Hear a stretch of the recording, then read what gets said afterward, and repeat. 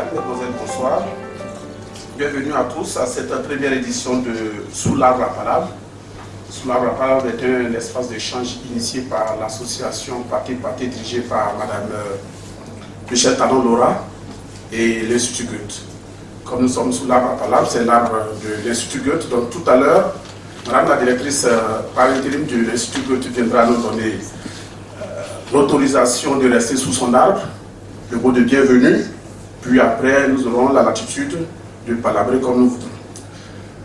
Après elle, Madame Tanon-Laura viendra également dire un mot de sous l'arbre à palabre, le concept qui nous réunit. Qu'est-ce que l'arbre à palabre, quels sont ses objectifs? C'est à elle de nous le dire. Tanon-Laura, je le signale, est enseignante à l'université Félix Houphouët-Boigny-Cocody. Elle est écrivaine, elle est animatrice culturelle. Je pourrais même dire qu'elle est activiste culturelle parce qu'elle est très active dans le domaine de la culture. Pour la première édition de ce Sous l'arbre à palabre, il y a 6 panélistes. Ce sont le professeur Koné Sidik, le professeur Bois-Ramsès Tiemele, M. Vladimir Klein, le père Rodrigue, M. Ziki Sébastien et un imam, M.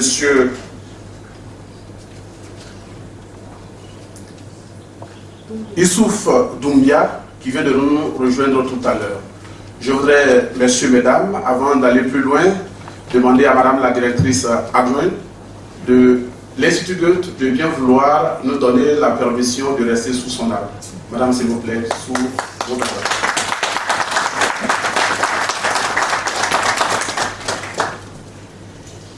Bonsoir. Je parle juste au nom de la directrice Aquaba. Bienvenue au nom de Goethe Institut, le Centre culturel allemand. Et nous sommes très contents de vous accueillir dans notre salle. Donc, bienvenue et bonne discussion. Merci. Merci, Madame, qui a plutôt parlé au nom de la directrice. Je l'ai dit tout à l'heure, c'est l'Institut Goethe et l'association Pathé de Madame Michel Tanon-Laura qui ont initié le concept. Je voudrais donc, sous vos ovations, appeler Madame Michel Tanon-Laura ici pour nous dire où elle nous conduit, de quoi nous allons palabrer et les objectifs qu'elle vise avec le Goethe Institut à cette occasion. Merci Kofi. Chers invités, bonsoir. Merci d'être venus. Je vais en quelques mots vous expliquer le concept. Sous l'arbre à palabre est un concept qui est tiré de la culture africaine parce que, comme nous le savons tous, dans chaque village, il y a une place publique et dans cette place publique, il y a un gros arbre qui accueille les échanges, les débats, toutes les choses importantes. Donc c'est un espace de socialisation que nous avons voulu transférer ici, bien que nous soyons en milieu urbain. Le fait de transférer cette notion nous fait revenir à nos origines et au pourparler constructif, c'est-à-dire aux échanges constructifs. On peut être d'avis différents, mais partager cet espace pour se faire comprendre, mais aussi et surtout pour mieux comprendre les autres afin de faciliter la cohabitation. Donc, Sous l'arbre à palabre est un espace d'échange, c'est votre espace. Et régulièrement, nous aurons des rencontres ici pour partager au sujet de tous les thèmes d'actualité, tous les thèmes de développement durable, tous les thèmes qui font de l'individu un être épanoui et qui participe au développement de son pays. Je vous remercie.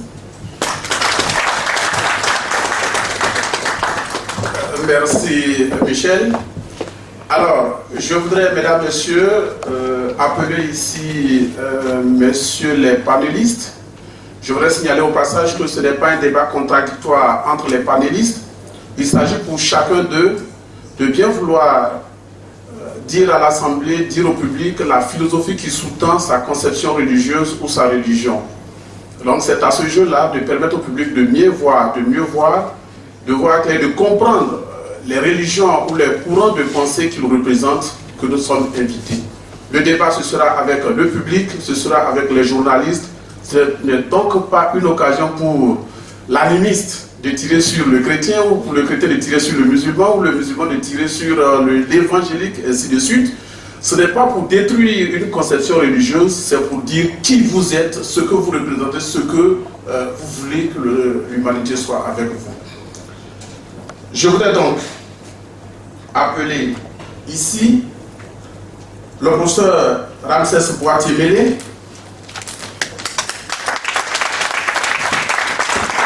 Le professeur Ramsès Boitier-Mélé est enseignant, chercheur, professeur titulaire de chaire de philosophie à l'université Félix Houphouët-Boigny de Cocody. Il est spécialiste de Nietzsche et de Cheikh Anta Diop. Il est auteur de plusieurs articles publiés dans des revues au Canada, au Burkina Faso, au Congo, au Togo, au Sénégal. Il est également auteur de plusieurs ouvrages philosophiques et d'un ouvrage qui, ma foi, a défrayé quelque peu la chronique. Le titre, c'est La philosophie, la sorcellerie n'existe pas. Le professeur Ramsès Boitier-Mélé. Je voudrais ensuite appeler le professeur Koné Siddiq.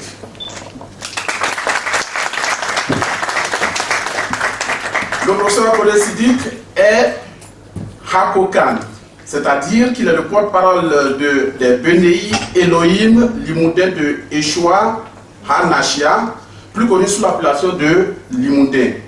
Les Limoudins sont d'origine asiatique et existent depuis le 1er siècle. Ils existent donc après le judaïsme et le christianisme et l'islam. C'est une religion abrahamique et la 4e religion révélée si on exclut les animistes. Je crois, si ma culture est bonne, que le professeur Siddiq est aussi auteur d'un ouvrage paru récemment aux éditions Saint-Sauveur sous le titre de L'étonnante marche d'une prophétie. C'est exact, professeur? Merci. Je voudrais ensuite appeler ici sur le plateau le professeur M. Zahiri Ziki Sébastien s'il est là. Pas encore. Il nous prendra en marche. Je voudrais appeler l'imam Youssouf Doumbia qui nous a rejoint tout à l'heure. Je voudrais lui présenter mes excuses. Je n'ai malheureusement pas pu glaner d'informations sur lui, mais comme tout à l'heure il aura la parole, il pourra dire 2 mots sur son parcours, je dirais professionnel et religieux, et il nous dira également où il officie en tant qu'imam. Après lui, je voudrais appeler le père Rodrigue Naor Tangar, c'est juste maintenant. Merci. Le père est prêtre jésuite.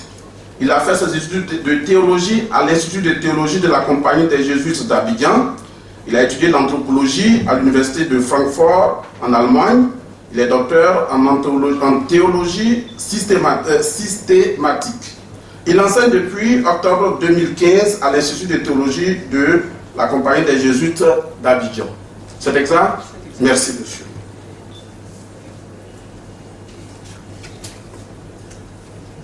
Ah, il est là. Je vais le chercher. Je voudrais appeler, enfin, pour ceux qui sont présents, monsieur Vladimir Klein.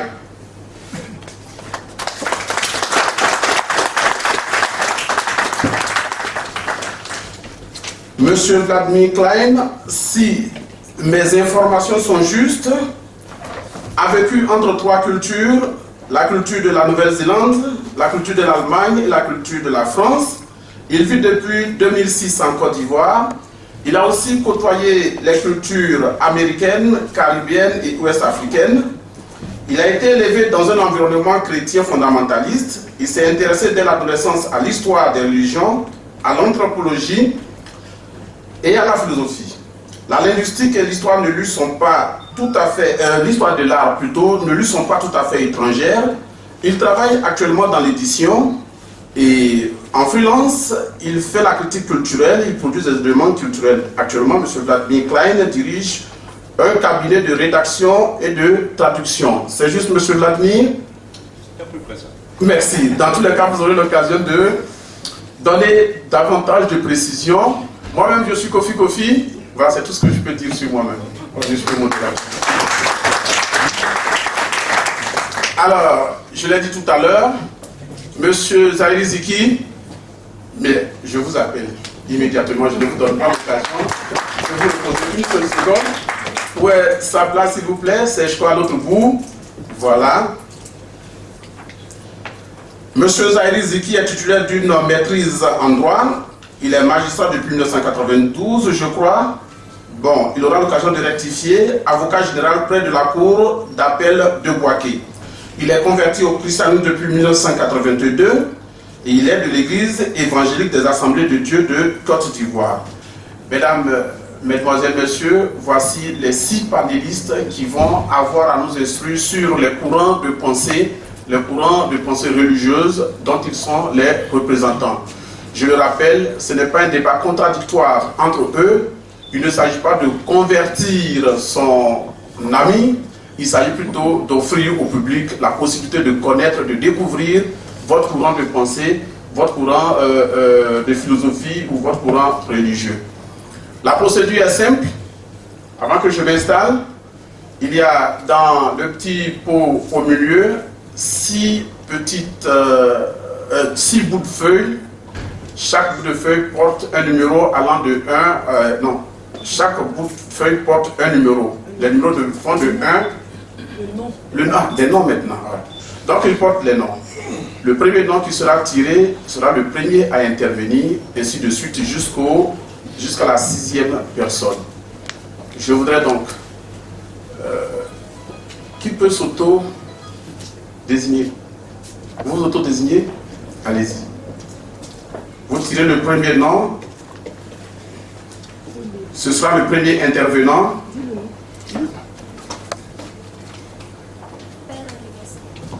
Père Rodrigue. Premier intervenant, Père Rodrigue. Continuez. Vous éliminez la première feuille. La deuxième.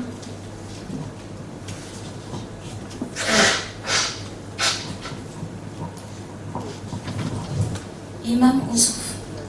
Deuxième intervenant, Imam Oussouf Doumbia. Le professeur Koné Sidik. Troisième intervenant, professeur Kodé Sidik. Monsieur Vladimir Klein. Quatrième intervenant, monsieur Vladimir Klein. Cinquième, Monsieur Ziki Sévérin. monsieur Zahiri Ziki Sébastien. Zahiri Ziki Sébastien. Le sixième, je peux dire, mais je vous laisse le soin. Je sais qui c'est. Professeur Voatemini. Le professeur Ramsès Boitier-Mélé. Merci, mademoiselle. Vous permettez que je prenne quelques secondes pour aller jusqu'à ma place pour m'installer.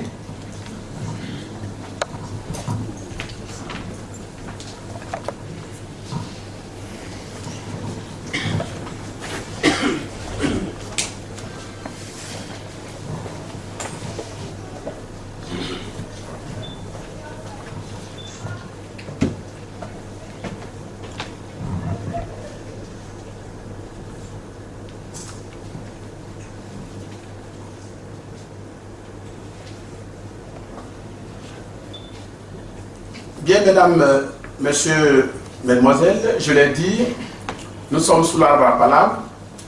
L'objectif de l'arbre à palabre, ce n'est pas de se battre, c'est d'échanger, de se connaître, d'apprendre à connaître l'autre.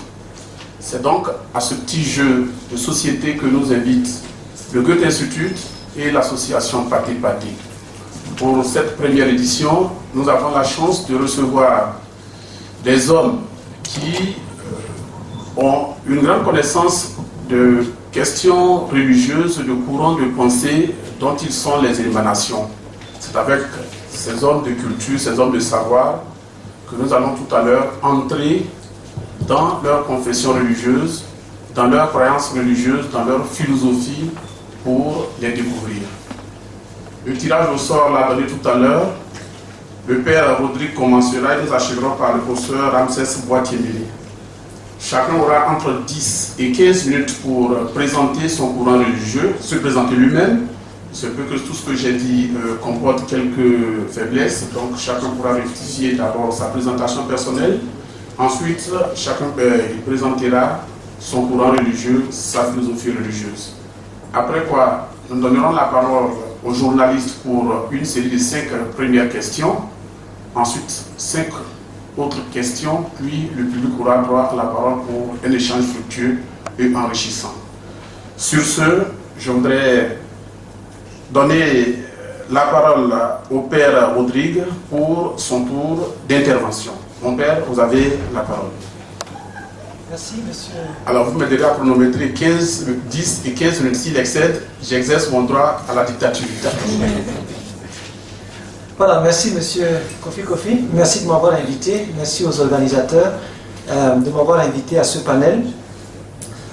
Pour compléter peut-être ma présentation qui a été d'ailleurs bien faite, je voulais simplement ajouter que j'enseigne donc la théologie à l'ITCJ, l'Institut de théologie de la Compagnie de Jésus, devenu faculté depuis le début de cette année. Et je m'occupe également du département de recherche en tant que directeur adjoint. Nous avons aussi une revue, Canien, une revue scientifique que nous tentons de faire vivre. Voilà. À part cela, je travaille également au CERAP, ici, où je suis coordonnateur des licences.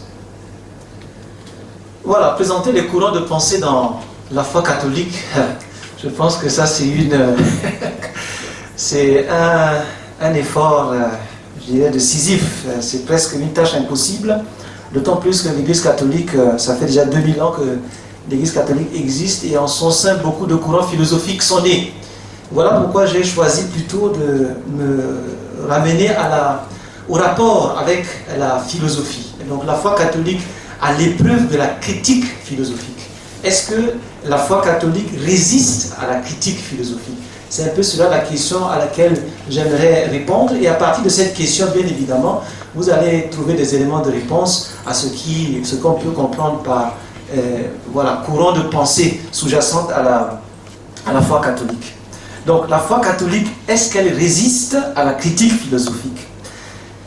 La foi catholique est chrétienne, c'est-à-dire elle proclame que Jésus-Christ est Seigneur, qu'il est vrai Dieu et vrai homme.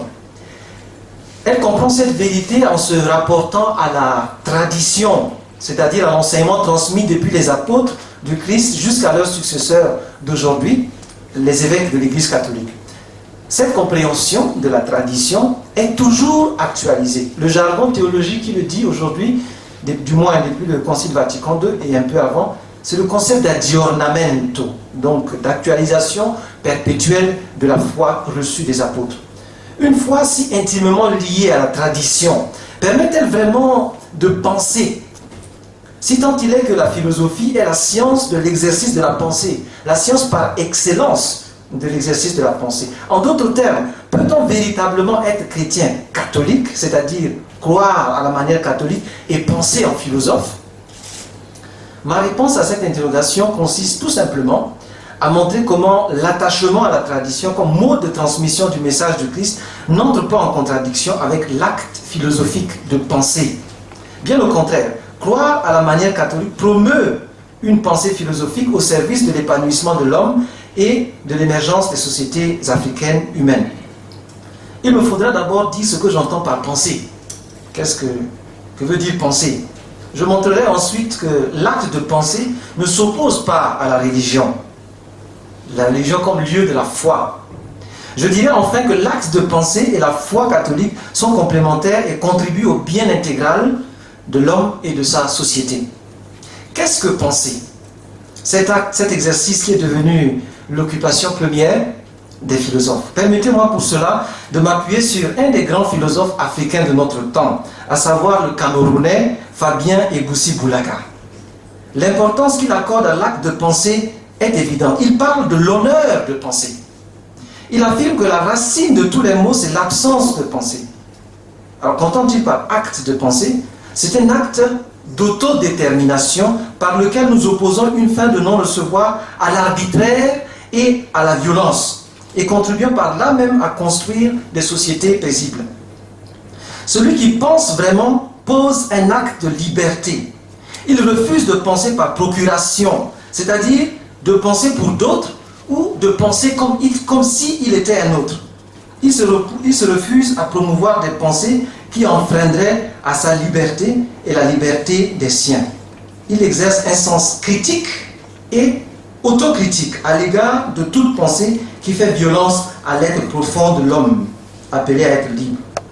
Nous sommes ici à des lieux, à des kilomètres, nous sommes ici très loin du suivisme moutonnier, je dirais, dont certains de nos intellectuels font montre dans l'arène politique. Je veux parler de ceux qui s'époumonnent à justifier la faillite de régimes autocrates, ceux qui s'efforcent de freiner l'émergence de nos sociétés africaines pour des intérêts personnels, mesquins. Ce genre d'intellectuels, Eboussi Boulaga les appelle des ventriloques, c'est-à-dire des personnes qui ont le ventre en lambeaux et qui se travestissent à la première occasion pour contenter leur ventre, leur propension au gain facile. Ces types d'intellectuels ne sont pas d'authentiques penseurs, car ils divertissent la société et l'éloignent des enjeux de l'émergence.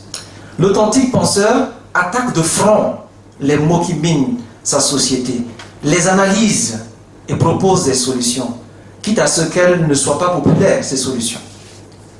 Il voit dans la crise de sa société un lieu de défi pour la pensée, un défi bien plus grand que le gain personnel. Vous l'aurez compris, l'acte de penser est avant tout un exercice de la raison raisonnable, celle qui oriente l'intelligence vers le bien, celle qui donne à la pensée une orientation éthique. Les défis sociaux en constituent des lieux de surgissement. Le philosophe qui pense de cette manière ne peut pas se prévaloir de faire une philosophie universelle, perdue dans les abstractions ou les concepts vides. Cela est un luxe pour nos sociétés africaines en déboire. Un tel philosophe peut tout au plus, proposer la formalisation de sa pensée à d'autres concepts, à d'autres contextes sociaux. L'acte de penser radicalement, alors, l'acte de penser radicalement n'entre-t-il pas en contradiction avec la foi? Non. C'est aussi l'avis de deux éminents penseurs de notre temps, à savoir le philosophe allemand Jürgen Habermas et son compatriote théologien Joseph Ratzinger, plus connu sous le nom de Pape Benoît XVI, ou bien Pape émérite Benoît XVI. Cet avis a été exprimé lors de leur rencontre dans un débat intellectuel de haut niveau en 2004 à Munich, en Allemagne. Jürgen Habermas, qui se disait ouvertement athée, mieux religieusement insensible, ou bien en allemand religieuse unmusikalisch, comme il aime à le dire.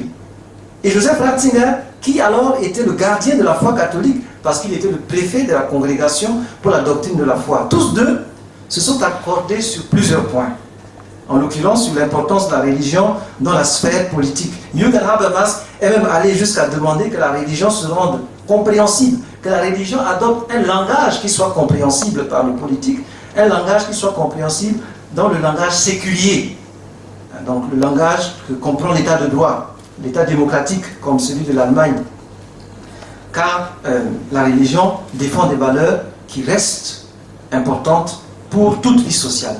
Ainsi, l'acte de penser et la religion n'entrent pas en contradiction, mais se complètent. On comprend qu'une certaine laïcité qui veut évacuer la religion de la vie sociopolitique fait du tort à la société elle-même. Mais qu'en est-il de la foi catholique? Quel rapprochement existe-t-il entre cette foi catholique et l'acte de penser tel que défini plus haut? La pensée philosophique n'a-t-elle pas le droit d'accuser la foi catholique d'être rétrograde, de vouloir actualiser des solutions surannées et dépassées, notamment à cause de son attachement à la tradition? Le pape Saint Jean-Paul II disait dans son encyclique Fides et Ratio, la foi et la raison sont comme deux ailes qui permettent à l'esprit humain de s'élever vers la contemplation de la vérité. Cette vérité est pour nous, chrétiens catholiques, non pas une idée abstraite mais une personne qui veut le bien de l'homme et des sociétés humaines, à savoir Jésus-Christ, le Fils de Dieu. Mais alors, en quoi la foi catholique contribue-t-elle à l'émergence de nos sociétés? Le fondement de toute société qui se veut émergente est la paix. Entendons par paix tout d'abord une attitude fondamentale, refusant l'arbitraire ou l'injustice et la violence. Une foi qui refuse de penser peut devenir arbitraire et violente. En effet, la foi a parfois une forte implication émotive qui peut être manipulée à merci. Elle peut alors devenir arbitraire si au nom de Dieu on commet l'injustice, par exemple en ne reconnaissant pas les droits de ceux qui croient autrement. Elle devient violente lorsque, au nom de Dieu, on exécute des personnes humaines ou fait la guerre. La foi doit penser. Elle doit être raisonnable pour une vie de société émergente. La foi catholique a de toujours été en dialogue avec la raison, comme le montre d'ailleurs le dialogue perpétuel que la théologie entretient avec la philosophie. La foi catholique a, de ce fait, le nécessaire pour ne pas sombrer dans l'arbitraire et la violence. Ce faisant, elle contribue à la paix. En tout cas, elle a appris de son passé. Elle a appris de son passé pas toujours paisible. Rappelez-vous la demande de pardon du Saint-Pape Jean-Paul II pour tous les crimes commis par l'Église catholique institutionnelle et au nom de l'Église catholique institutionnelle à l'occasion du jubilé de l'an 2000. Le fondement de toute paix, c'est avant tout une attitude éthique fondamentale. Nous avons dit plus haut que l'acte de pensée doit être orienté vers l'éthique. En cela, l'acte de pensée rejoint la foi chrétienne qui exige une attitude éthique, non seulement en pensée, mais également en parole et en acte.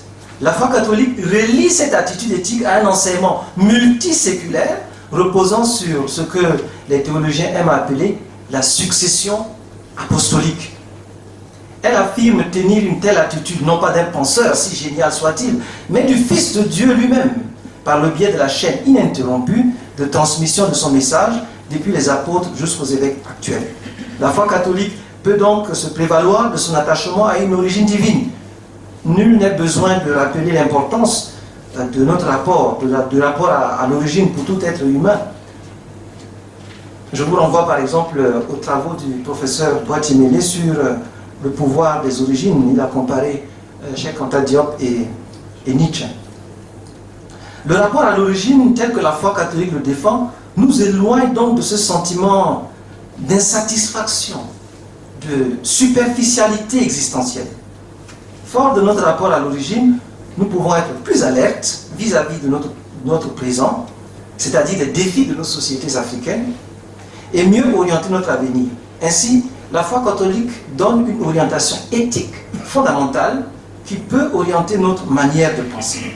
C'est pour cela que mon institution, le CERAP, le Centre de recherche et d'action pour la paix, anciennement INADES, s'est donné comme mission la promotion de la paix par la promotion de l'éthique basée sur la foi chrétienne catholique. Elle veut former des hommes et des femmes de toutes les couches sociales et de toutes religions à travers des formations diplômantes et certifiantes. Nous voulons former des penseurs authentiques et non pas des ventriloques.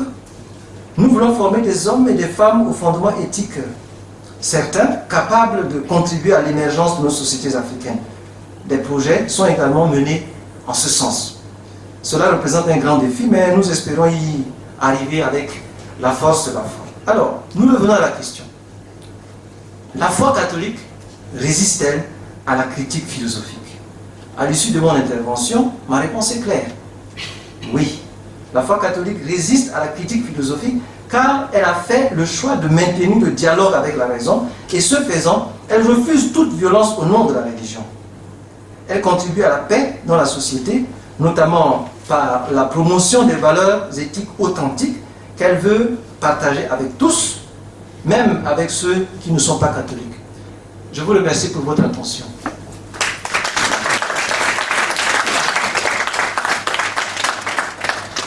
Merci, Père Rodrigue Naor Tanga. Il a parlé au nom des jésuites, donc des chrétiens. J'étais en train de voir mon chrono. il a commencé à 16h20, je regardais, je m'inquiétais, mais Dieu merci, il a bien fini dans le temps. Il m'a même permis de gagner 2 minutes. Après lui, la parole revient à l'imam Youssouf Doumbia.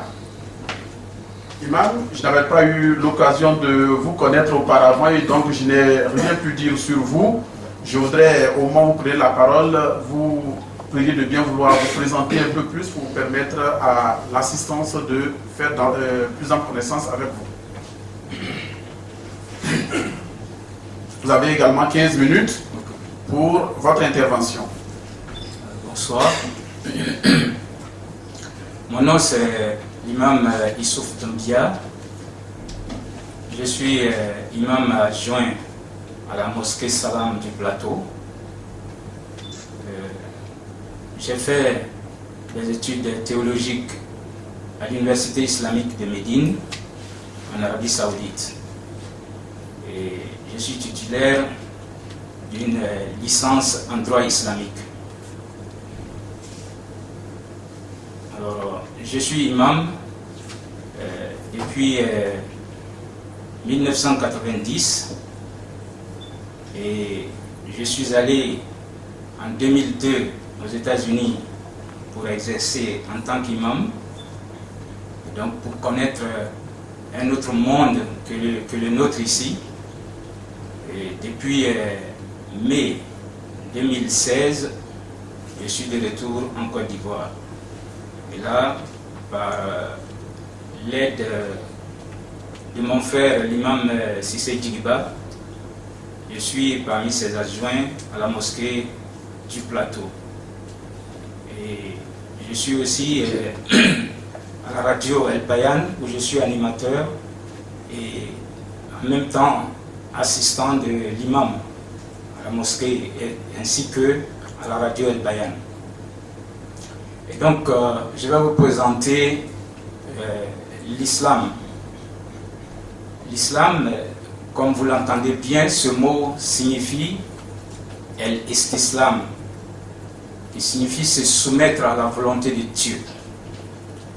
Et donc, l'islam est la religion que Dieu a voulu depuis les premiers temps.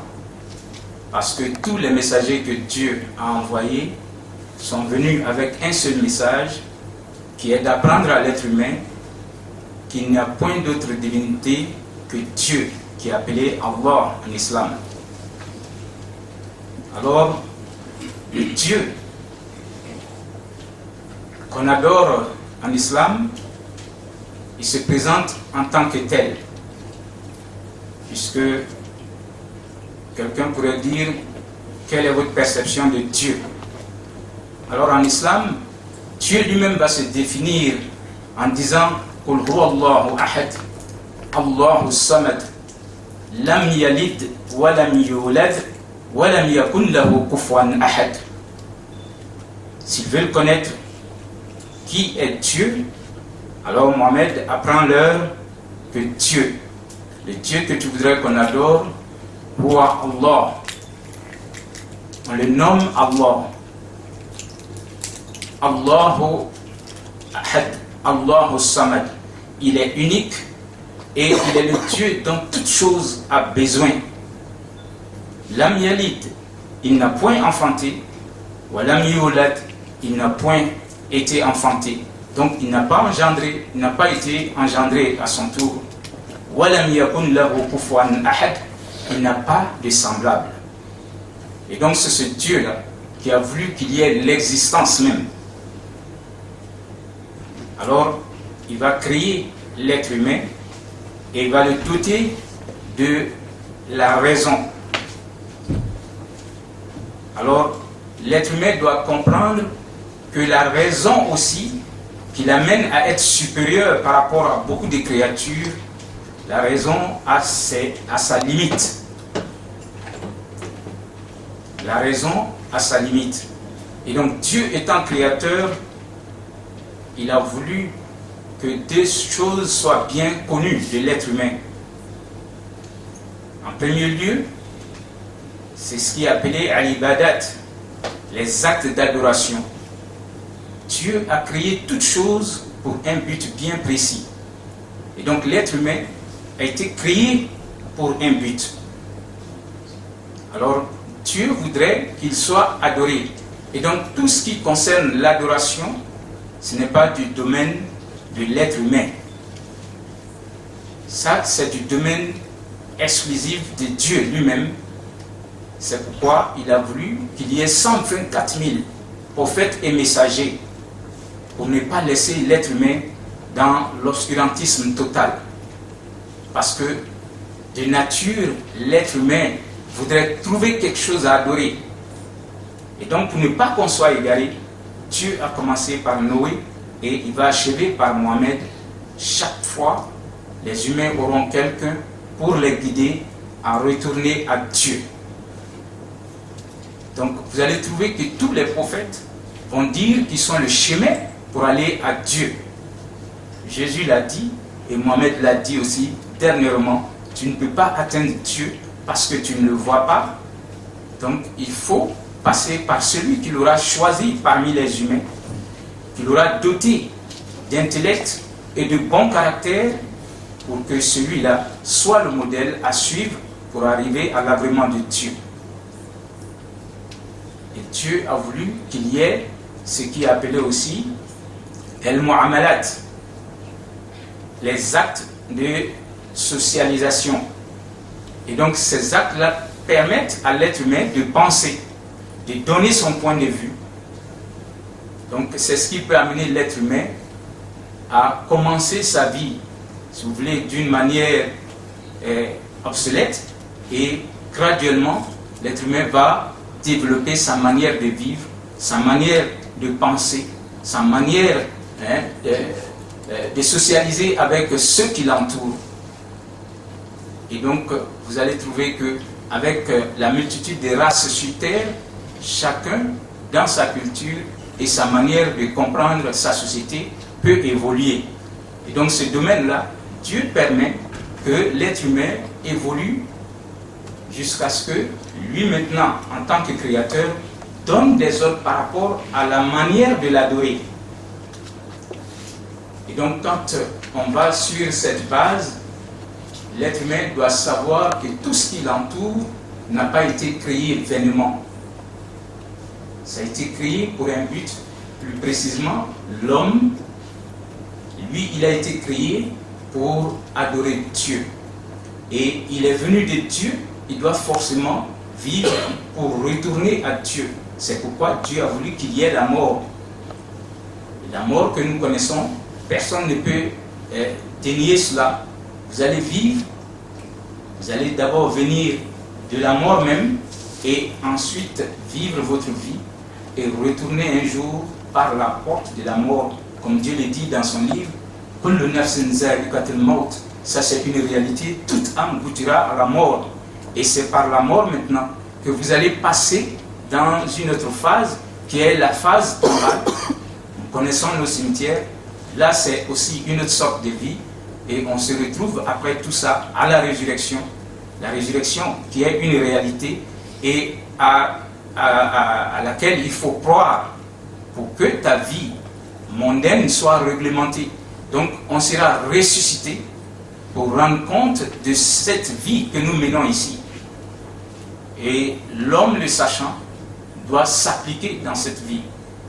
Il doit beaucoup faire attention à tout ce qu'il pose comme acte, parce qu'il doit rendre compte de tout ce qu'il a fait, en bien et en mal. Et c'est ainsi qu'il peut avoir la vie éternelle dans le bonheur ou la vie éternelle dans la souffrance, qui est qu'on se retrouve en enfer. Et je pense qu'il est mieux de citer Ali, qui était un disciple du prophète, qui disait réellement pas de bonheur sauf dans 4 choses. La première, il va dire la parole. La deuxième, le silence. Et la troisième, le regard. Et la quatrième chose, le comportement. Et il va expliquer cela en disant que la parole sans le rappel de Dieu est vaine. Toute parole sans rappel de Dieu est une parole sans importance. Et le silence qui ne vous amène pas à contempler, à la méditation, c'est une grave erreur que vous avez commise. Donc, pour lui, quand vous voyez quelqu'un silencieux, il doit méditer sur tout ce qui l'entoure et tout ce qu'il a eu à faire. Et donc, c'est cette méditation qui rend son silence quelque chose d'important. Et le regard, donc, lorsque votre regard n'est pas accompagné de contemplation, n'est pas accompagné si vous voulez, de profit, alors cela est une grave erreur aussi. Et il va achever en disant que si toutefois vous avez contemplé et ça ne se reflète pas dans votre comportement, alors ce comportement-là va vous amener à ce qui est stupide. Donc le vrai comportement doit diriger l'être humain à l'adoration de Dieu. Alors je préfère m'arrêter là et vous donner la latitude de pouvoir me poser des questions par rapport à l'islam. Je vous remercie.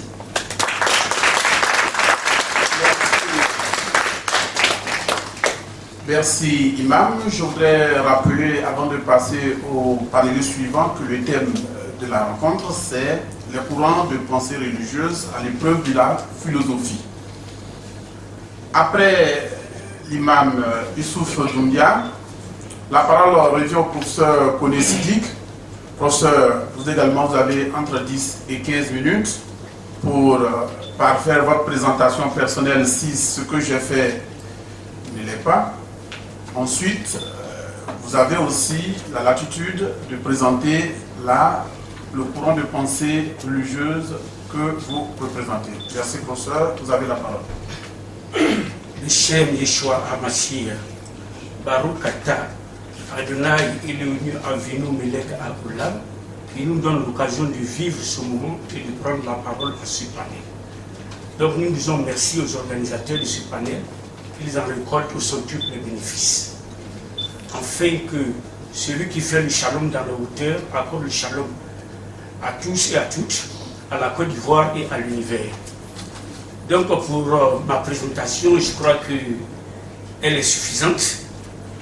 Et donc je vais m'atteler à plutôt présenter la communauté qui est strictement inconnue, pour la simple raison que c'est une communauté qui a disparu au 8e siècle et qui n'a réapparu qu'au 20e siècle dans l'éclipse, si bien que elle est gommée pratiquement, comme on appelle, de la liste des religions. Donc, ce panel permet donc de présenter cette communauté. Je crois que c'est ce que je vais faire. Donc, la communauté des Meshiim renferme tous les bénis Elohim, et l'Emudim de Rabbi Yeshua Hamashia. Donc, historiquement, cette communauté est née à partir d'un événement, donc, qui est l'événement fondateur, qui est la résurrection de Yeshua Hamashia. Et cette résurrection a eu lieu le dimanche 9 avril de l'an 30. Donc on peut considérer qu'à partir du dimanche 9 avril de l'an 30, notre communauté est née. Et je pense que ça répond pratiquement aux critiques philosophiques du courant philosophique qui a cherché à construire les origines historiques et psychologiques des religions avant de les critiquer, etc. Donc ça veut dire que cette communauté qui a sa carte d'identité se prête volontairement à la critique philosophique parce qu'elle a les réponses. Donc il faut dire donc que le Meshiim est différent du judaïsme qu'il suit et du christianisme qu'il précède. Saint Jérôme, qui est l'un des pères de l'Église, dans une lettre à Saint Augustin, un autre père de l'Église, voilà, datant de 404 confirme cette affirmation, à savoir que les Meshiim ne sont ni du judaïsme ni du christianisme. Voici ce qu'elle dit, et je cite. Jusqu'à aujourd'hui, dans toutes les synagogues de l'Orient, il y a une secte qu'on appelle minime, qui est jusqu'ici condamnée par les pharisiens. Ils les appellent les Nazaréens, c'est-à-dire les Nostrim, ceux qui viennent de Nazareth. Ils les appellent les Nazaréens. Ils croient au Christ, Fils de Dieu, né de la Vierge Marie. Et ils disent que c'est lui qui, sous Ponce Pilate, a souffert et est ressuscité. En lui aussi nous croyons. Mais tandis qu'ils veulent être à la fois juifs et chrétiens, ils ne sont ni juifs ni chrétiens. Épiphane, qui a été envoyé pour recenser tous les sectes, dans son panadion dit ceci, et je cite, les Nazaréens sont les grands ennemis des Juifs. Non seulement les enfants des Juifs sont pleins de haine envers eux, mais matin, midi, soir, 3 fois par jour, quand ils se réunissent pour prier dans leur synagogue, ils les maudissent et anathémisent en disant « Dieu maudit les Nazaréens ».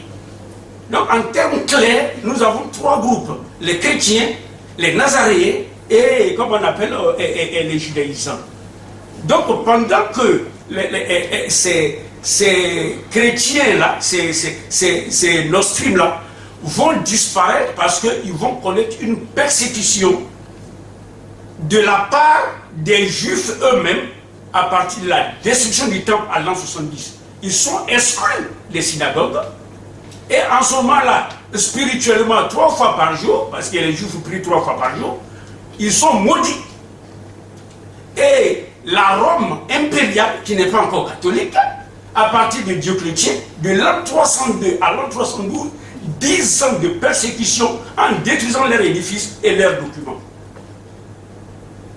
Donc quand, après l'édit de 313, l'édit de Milan, qui va permettre, malheureusement encore pour eux, l'empereur Gratien et Théodose, en l'an 380, le 28 février, vont déclarer l'église chrétienne, qui est maintenant née, l'église officielle et obligatoire dans l'Empire romain. Là encore, la Rome chrétienne, devenue papale, va les persécuter et les massacrer.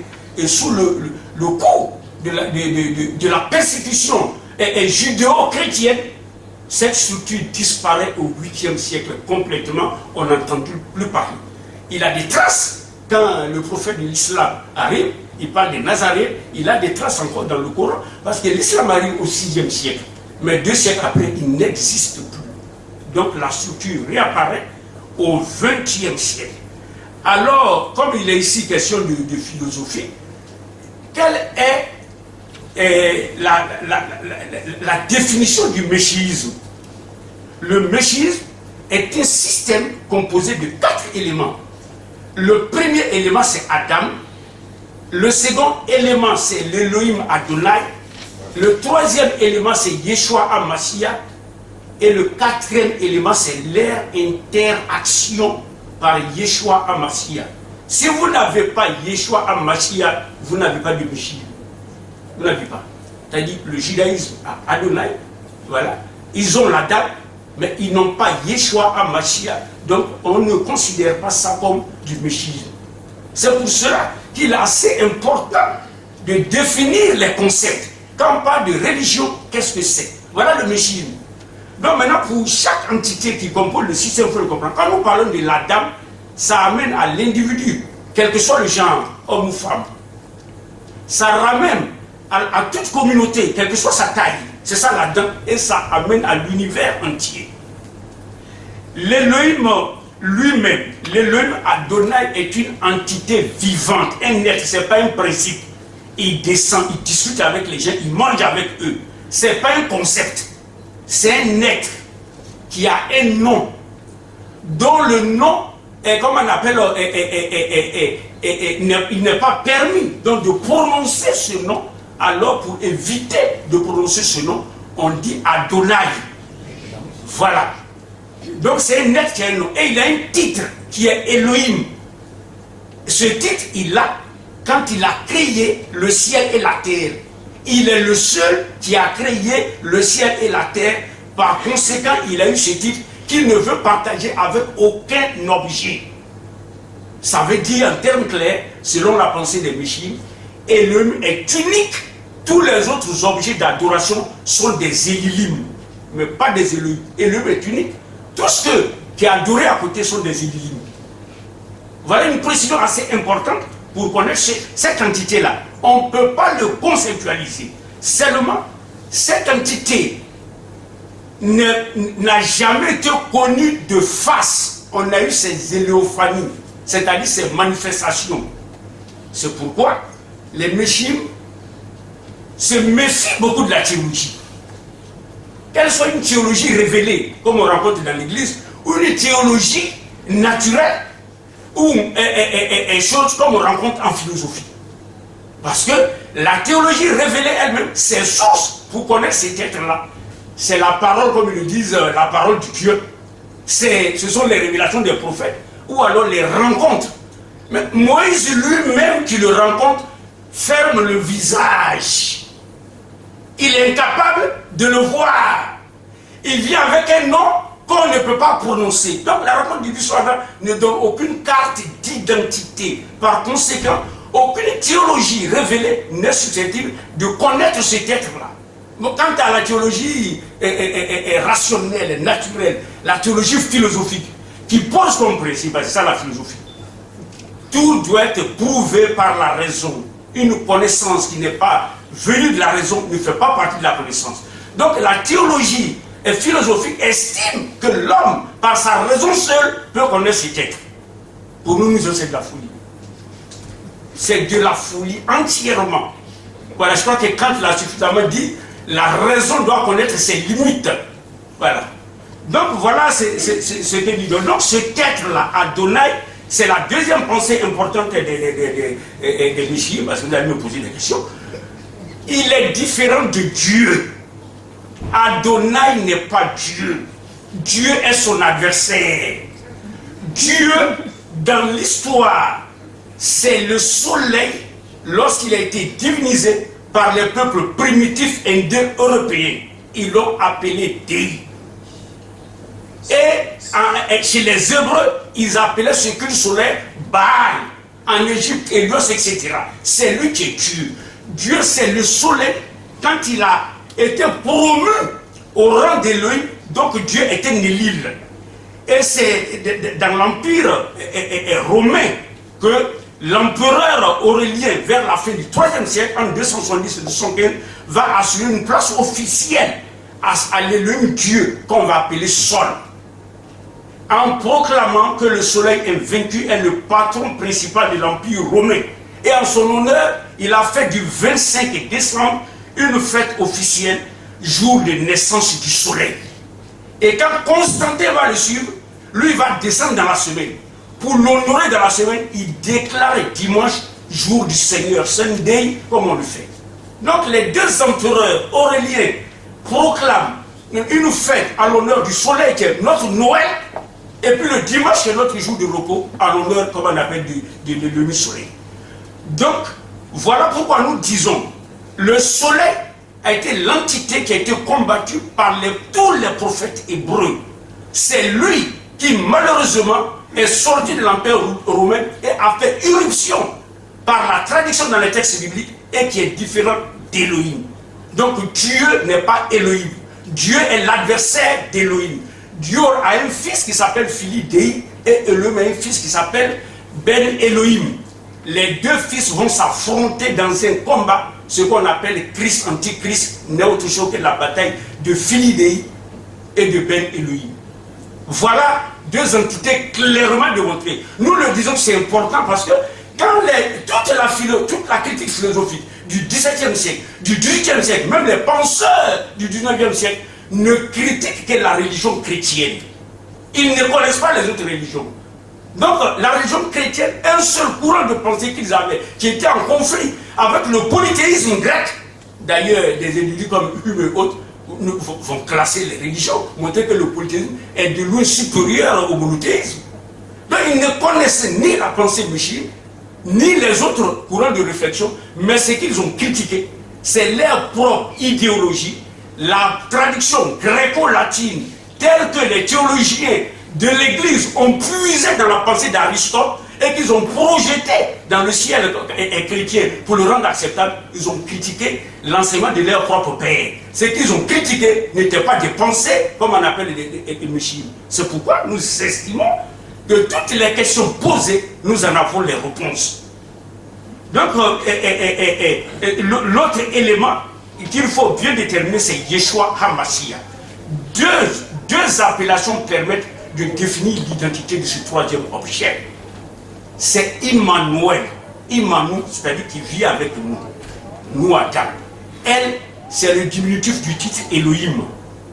Donc, ça veut dire que Elohim, je vous ai dit que l'entité qui a créé le ciel et la terre a pris pour titre Elohim.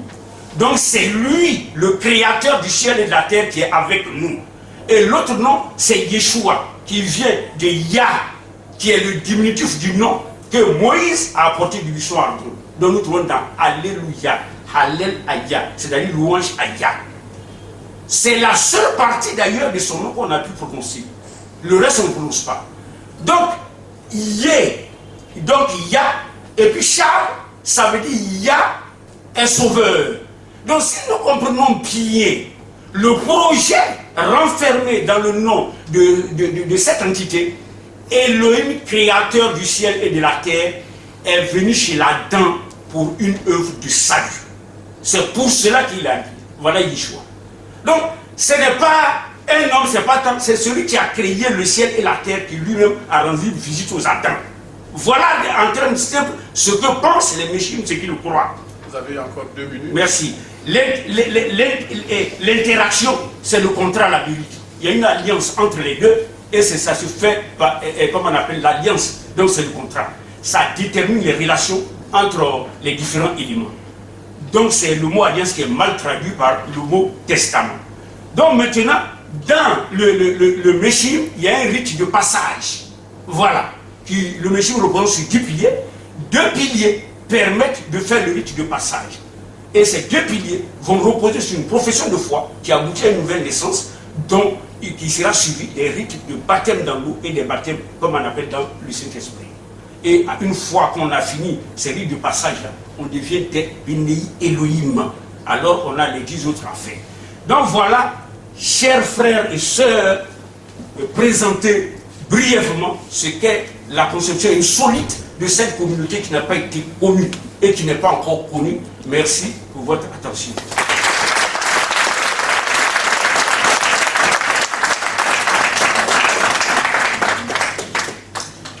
Merci, professeur Kodé Siddiq. Je ne voudrais pas vous voler la vedette, mesdames, messieurs du public, mais je voudrais poser une petite question. Je crois que vous avez tout récemment édité une Bible les éditions de Saint-Sauveur. Exactement. Ok. C'est la précision que je voulais donner. Ils ont donc une Bible. Ça s'appelle aussi Bible, je crois. C'est la Bible, ça dit qu'on estimait que la Bible ayant traversé le monde gréco-latin a été, par la traduction infestée, comme on appelle, d'une idéologie et d'un certain nombre de vocabulaire. Il fallait simplement la restaurer et nous l'avons corrigée. Merci.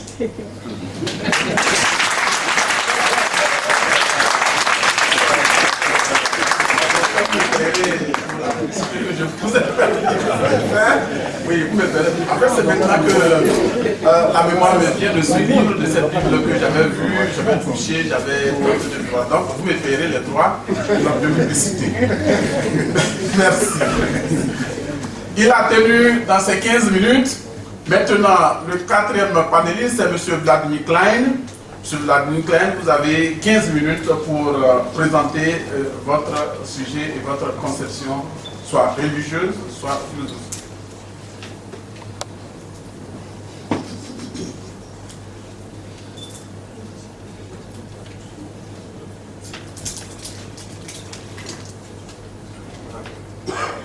Ça marche maintenant.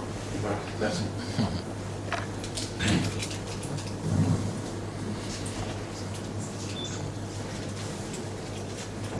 Que dire? Je viens de vivre un moment un peu particulier.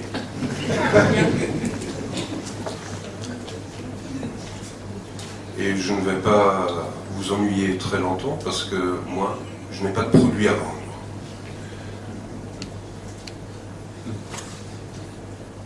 Je ne sais pas, je crois que dans la présentation qui a été faite de ma personne, je n'ai pas été désigné d'une façon très particulière par rapport aux autres panélistes. Le professeur Brouet est philosophe, les autres panélistes représentent tous une religion. S'il est vrai que je pratique aussi la philosophie, je voudrais plutôt me caractériser, c'est ce que je dis quand on me pose la question, comme un rationaliste mystique. Rationaliste parce que je crois en le pouvoir de la raison, je crois dans le pouvoir explicatif des sciences modernes, et mystique parce que si je me trouve la nuit sur une montagne et puis que je regarde le ciel, les étoiles que je peux presque toucher, c'est le sentiment que j'ai, et que je vois les centaines de millions d'étoiles au-dessus de moi, qu'on ne voit pas en ville malheureusement, effectivement c'est une expérience mystique, puisque j'ai l'impression que la nature me remet à ma place.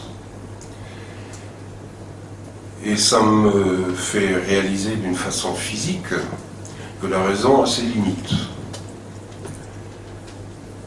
Mais ces limites ne sont certainement pas déterminées par les dogmes d'une religion quelconque.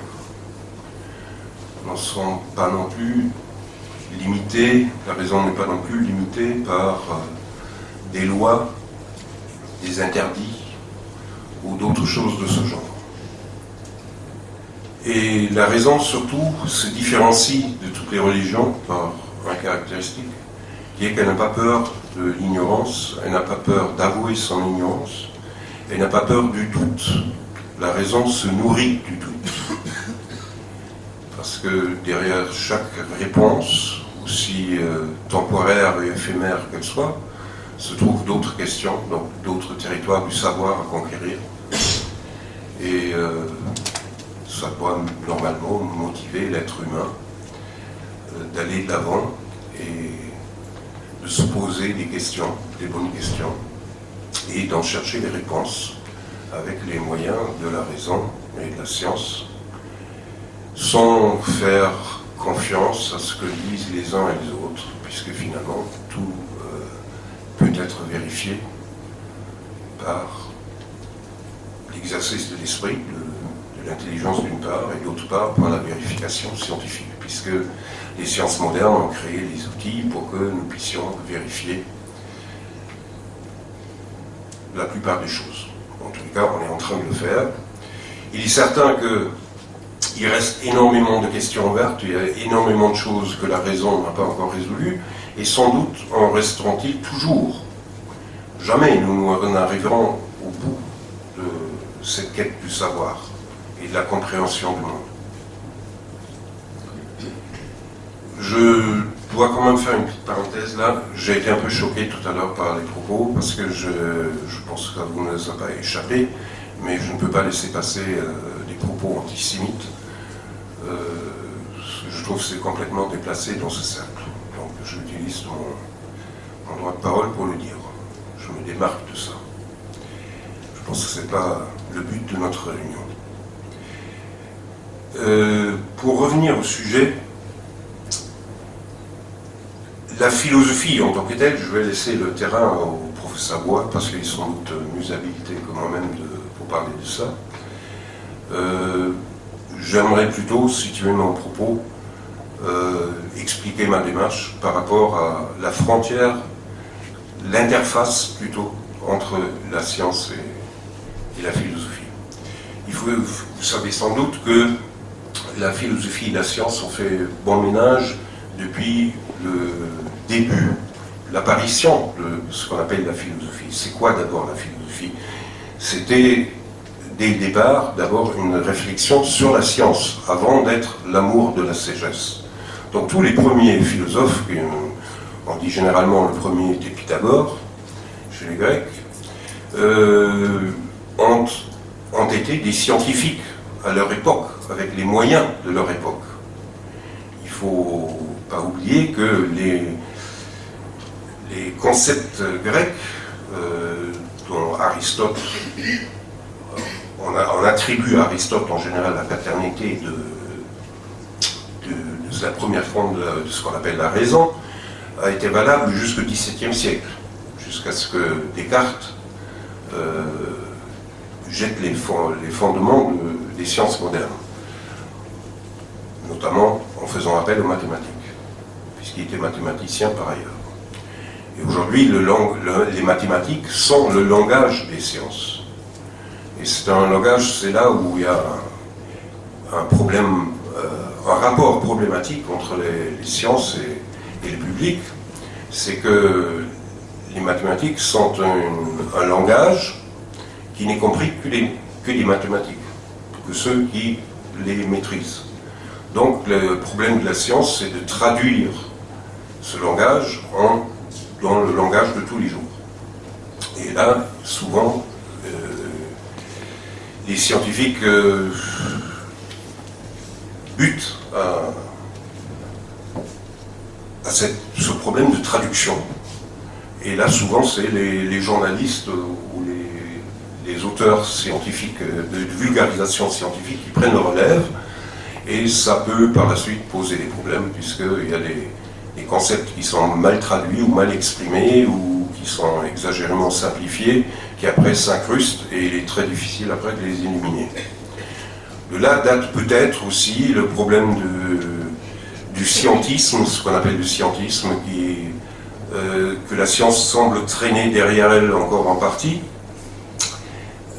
puisque à la fin du XIXe siècle, avec l'enthousiasme grandissant justement pour les révélations de la science, il y a eu un mouvement, une grande partie de la population qui a pensé que la science pouvait tout expliquer. Et ça, personnellement, je ne le pense pas, et je ne pense pas qu'il y ait beaucoup de scientifiques qui le pensent. La science ne peut pas tout expliquer. Elle va essayer d'expliquer le plus de choses possible. Mais elle a très bien, les scientifiques ont conscience des limites auxquelles ils butent. Mais ce ne sont jamais considérés comme des limites infranchissables. C'est un travail qu'il s'agit de faire et de continuer.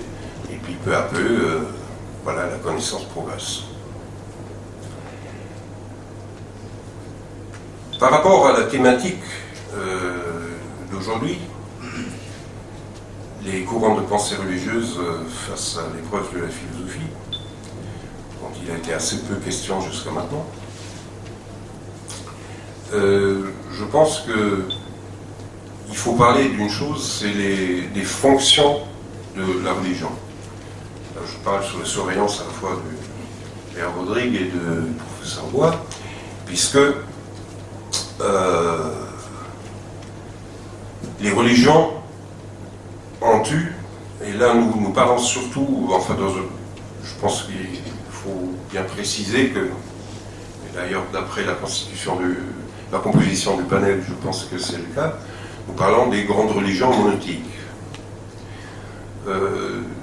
Les religions ont eu historiquement plusieurs fonctions depuis leur début, depuis leur apparition.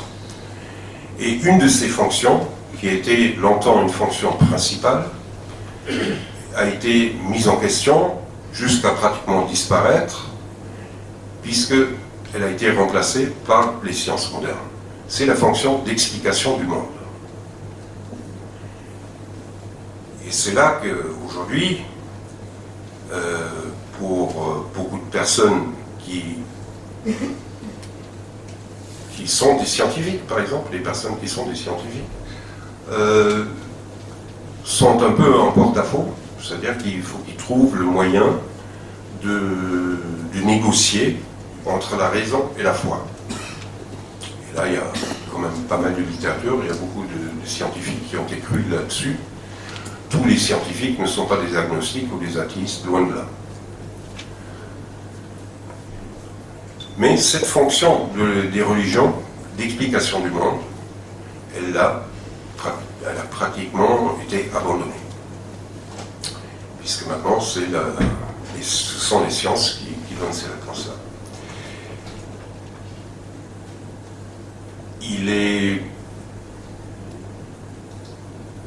Dans ce débat-là, il y a toujours un moment un peu délicat quand on se trouve en tant que protagoniste de la raison, je me caricature ainsi, quand on se retrouve en quelqu'un qui fait valoir sa foi.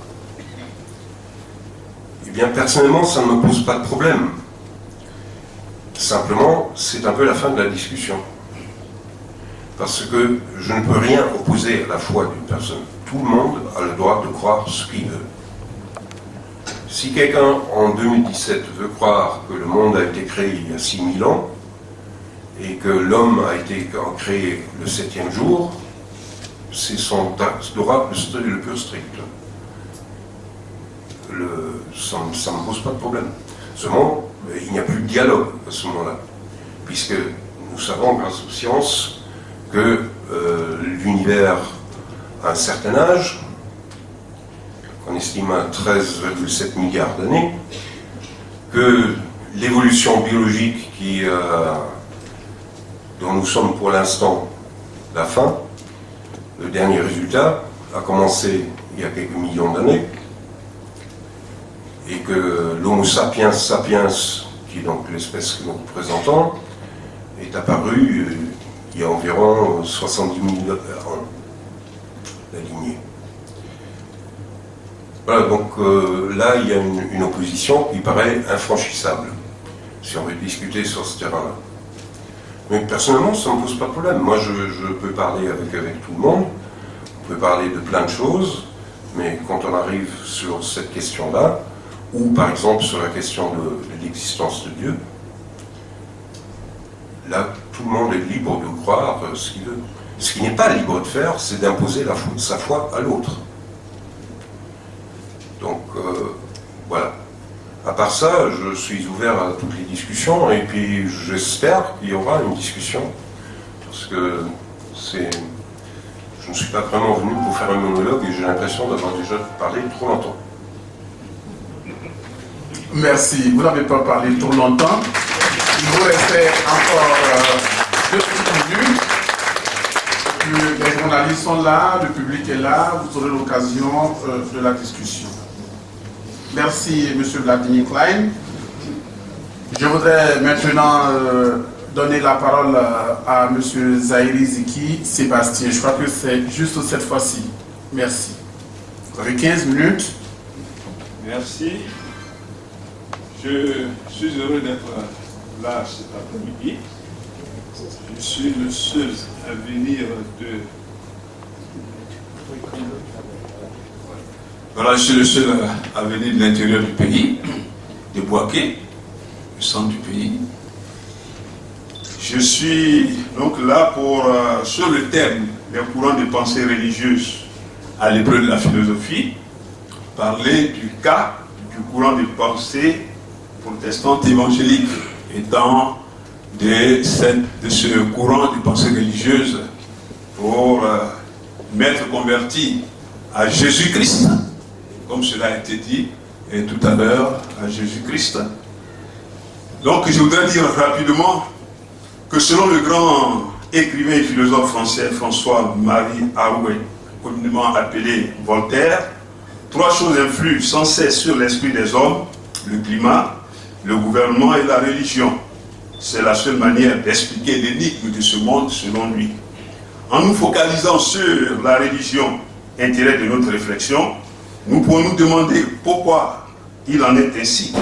Pourquoi la religion compte-t-elle au nombre des choses qui influent sans cesse sur l'esprit des hommes?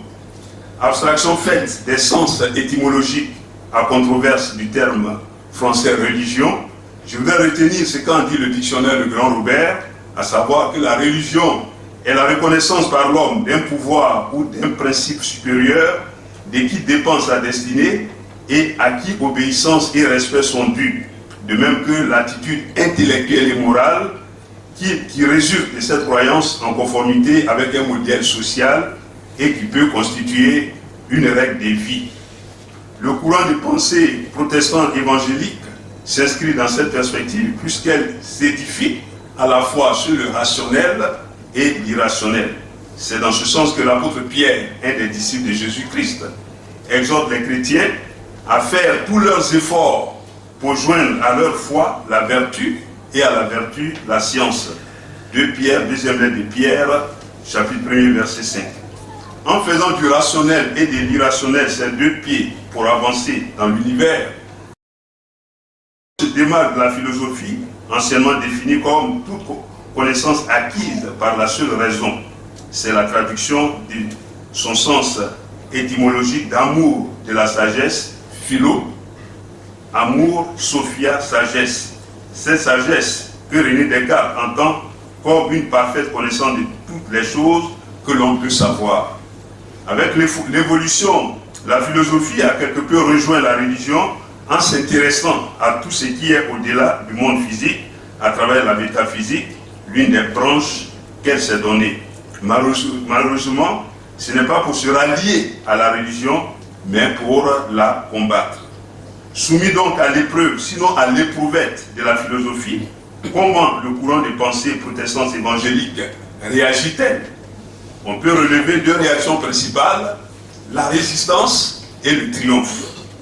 Préalablement à la présentation de ces 2 réactions, il convient d'indiquer le fondement du courant des pensées protestantes évangéliques. Le protestantisme évangélique est né de la découverte faite au XVIe siècle par Martin Luther, un prêtre catholique allemand, moine de l'ordre des Augustins.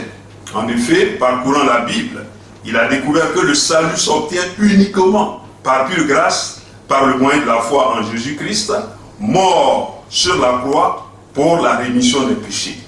Ainsi, le juste vivra par la foi selon les Saintes Écritures.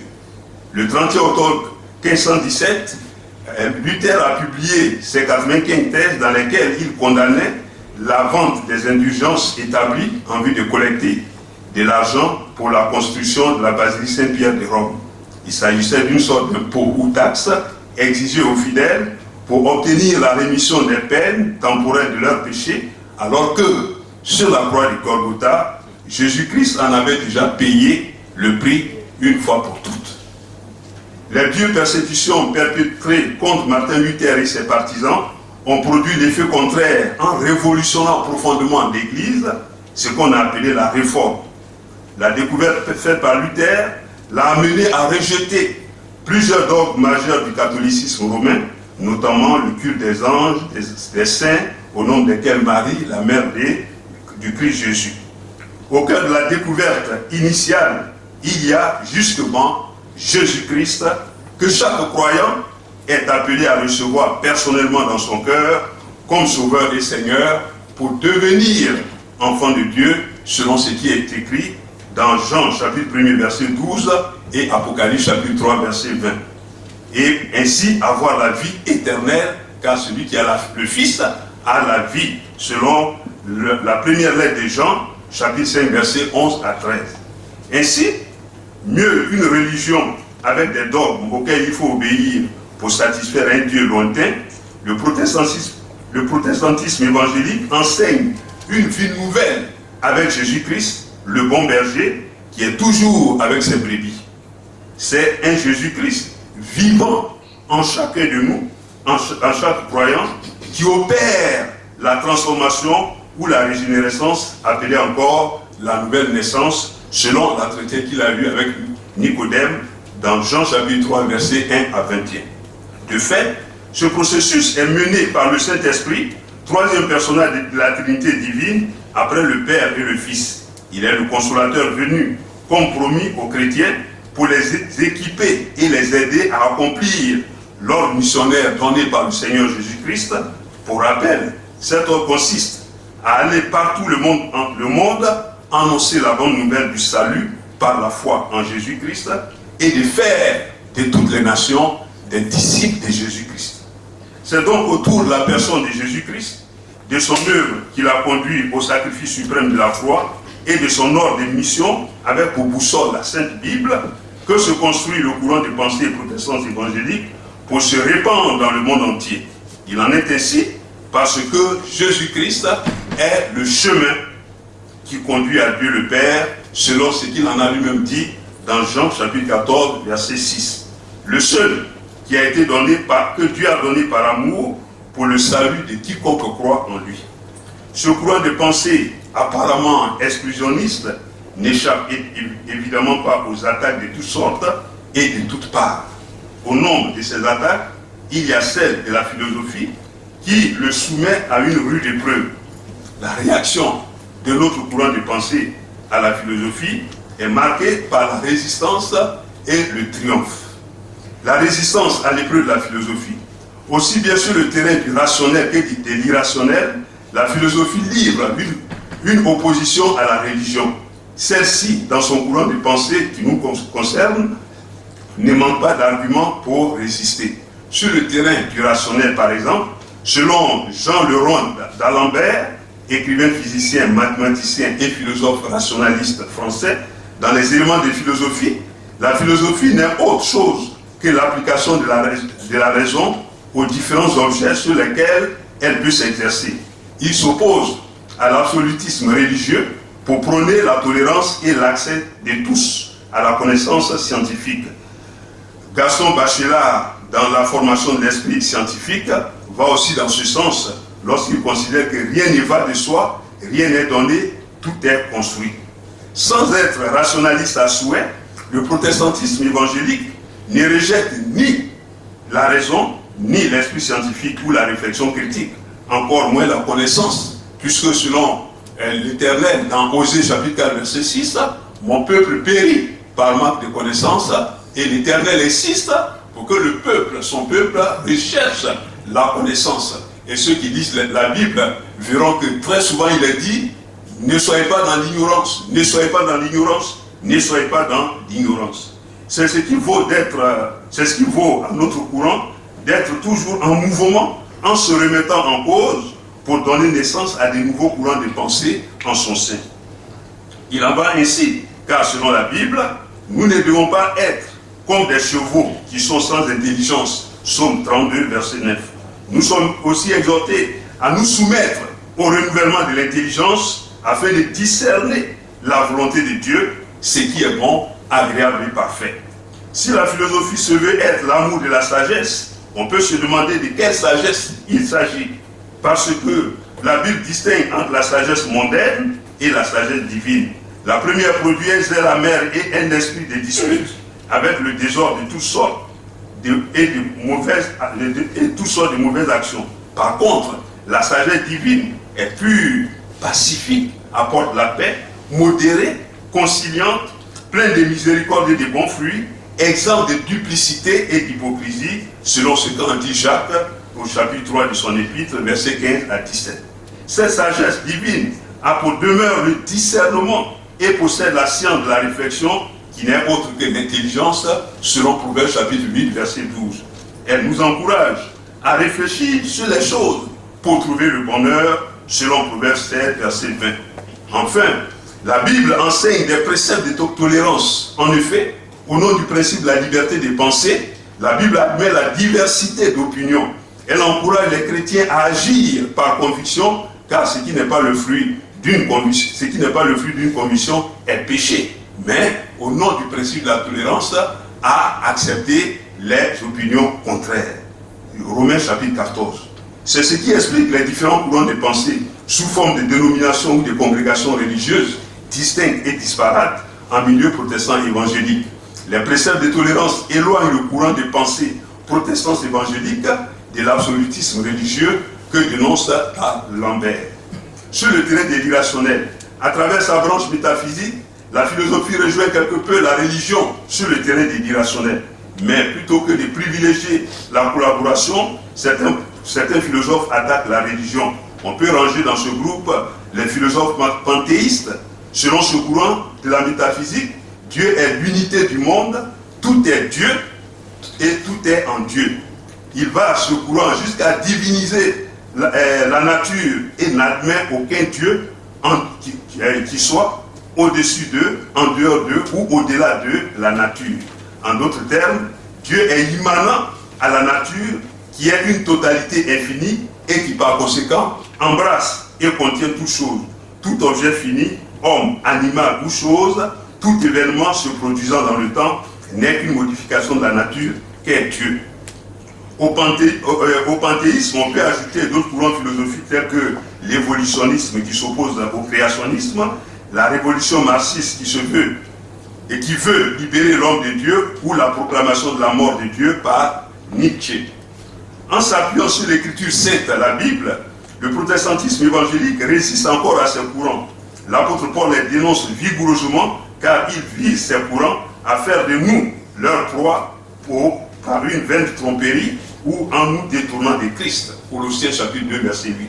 S'agissant particulièrement de l'immanence de Dieu, certes nous adorons un Dieu qui est esprit, omniprésent et qui en tant que tel n'est pas limité dans l'espace. Psaume 139 parle de l'omniprésence de Dieu. 2 minutes. Ok. Mais il n'habite pas dans les éléments de la nature qu'il a créés. C'est pourquoi ces choses ne doivent pas faire l'objet d'adoration. Le triomphe à l'épreuve de la philosophie, sans rappeler ce que disent les philosophes, nous nous contenterons de dire que sur la base de présenter la base doctrinale du triomphe du protestantisme évangélique, c'est ce que le Seigneur, la promesse du Seigneur selon laquelle les portes du séjour des morts ne prévaudront pas contre son Église, et il a dit que vous aurez des tribulations dans le monde, mais prenez courage, j'ai vaincu le monde. Et sur cette base-là, en plus de résister des courants de pensée philosophiques, nous triomphons de ces courants de pensée et nous annonçons l'évangile, nous la proclamons, et Dieu donne les résultats qui est que des hommes et des femmes se convertissent à Christ. Et aujourd'hui, nous pouvons dire que nous assistons, nous constatons que des philosophes croient en l'existence de Dieu, à la tête de la création et au culte qui est rendu à Dieu. Nous avons donc des philosophes dans notre courant de pensée, mais en dehors de notre courant de pensée, nous avons aussi des philosophes. Et c'est ainsi que notre courant de pensée qui résiste et triomphe de la philosophie contribue ou participe à la bonne marche de la vie en société. Et c'est pour cela que nous avons été heureux d'être à cette tribune pour parler davantage de ce courant de pensée religieuse. Je vous remercie.